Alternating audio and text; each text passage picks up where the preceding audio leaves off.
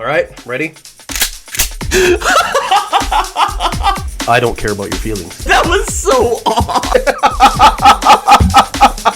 off. You'd be left of Lenin. I can't believe you said that. Oh, jeez. You have no power here. What? Just two brothers. It's just two brothers. Well, we have a few more to cover here. I don't know if we're going to make it through all of them. We might. We talked about John Kerry and his flying the jet all over the world to offset or to fight climate change.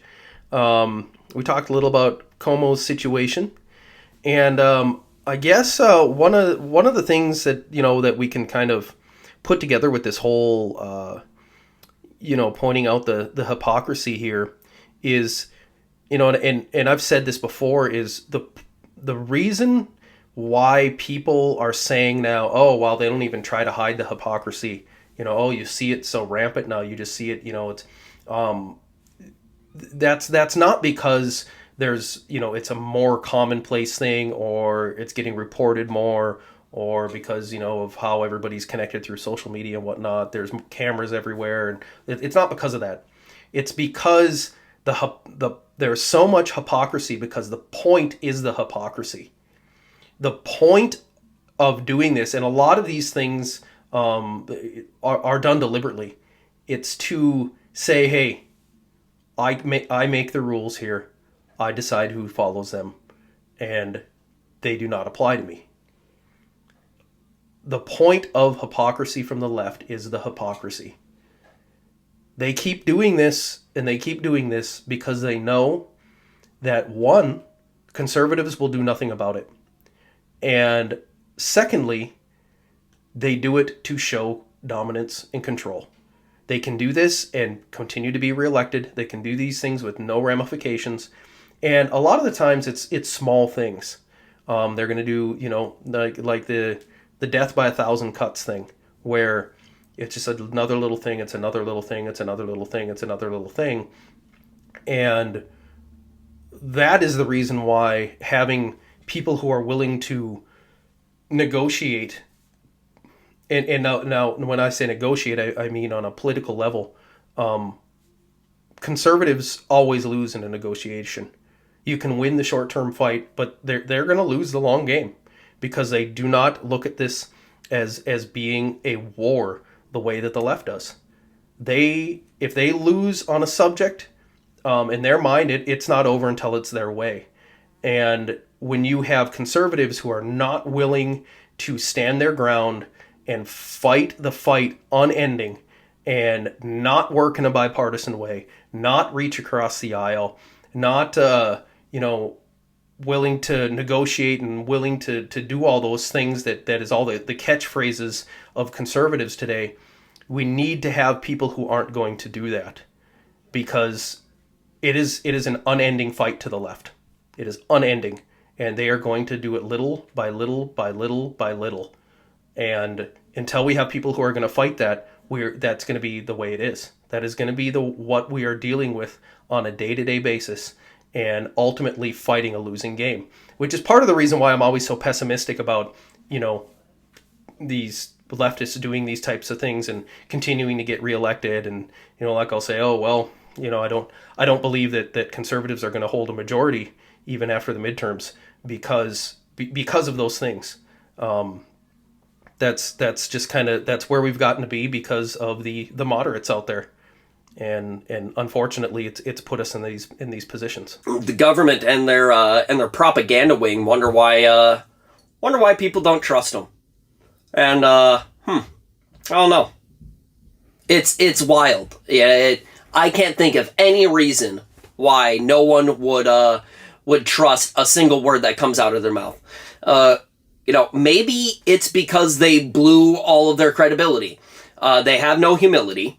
They have no self-awareness. They spend time projecting, and they're completely out of touch with reality. And why are we here? How did we get to this? How did we get to that point? How did we get to this place right now? That's a great question. We got to it because of the moderates.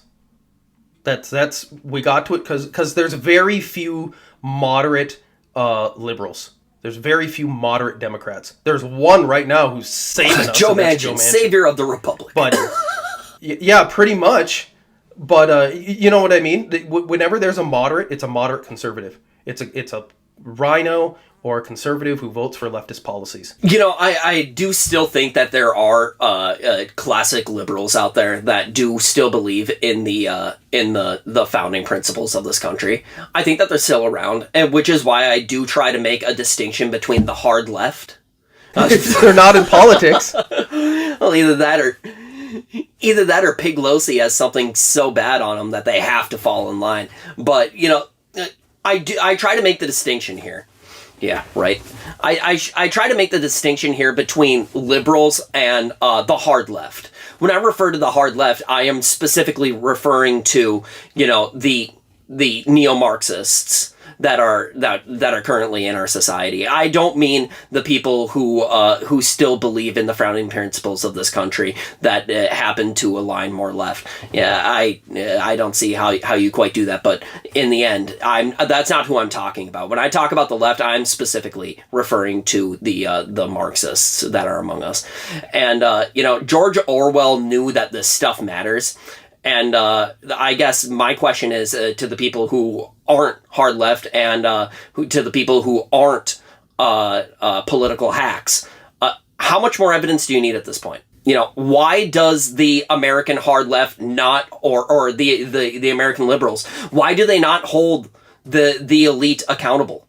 You know, do you think, is it because you think that there are some breadcrumbs that are going to fall to you from the table, kind of like a dog?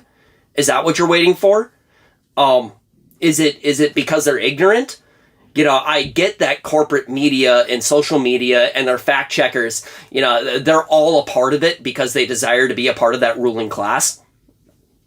But I mean, if you paid attention at all for the last however long, you have to have seen it. I mean, between Biden, Pelosi, and Bernie, they've been in government for a combined 128 years. When you talk about the system, they are the system. You know, so I'm skeptical that you don't know it. So, which brings me to this kind of theory. You know, and I would hate for it to be that way, but do you just overlook it because you have adopted this hybrid Marxist utopian view that has literally been fed to you by the media and by academia and by just the whole left's machinery? You know, it's not about the reality that we have now. You know, is it because of what you would like or what the theory is instead, the utopian vision? You know, that would certainly explain why communists like Bernie Sanders has just now, you know, he's been in office for over 40 years, but just now he's coming to popularity.